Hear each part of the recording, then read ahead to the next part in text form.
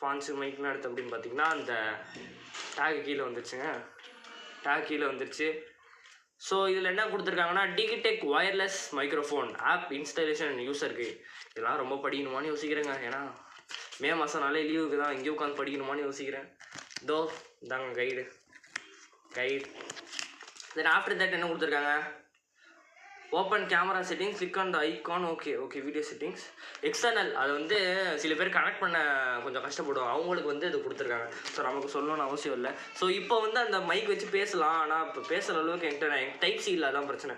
நான் அப்பா மொபைலில் தான் எடுக்கணுமே வீடியோவே டைப் சி. நான் வந்து நார்மல் தான் யூஸ் பண்ணுறேன், இன்னும் டைப் சிக்கெலாம் மாறல. Wireless microphone receiver DWM001 Pro. சீரியஸாக சொல்கிறாங்க, அது ஒர்க் ஃபார் மணி. ஏன்னா 800 வந்து இந்த மாதிரி ஒரு குவாலிட்டி கிடைக்கிறது சரி ரேருங்க.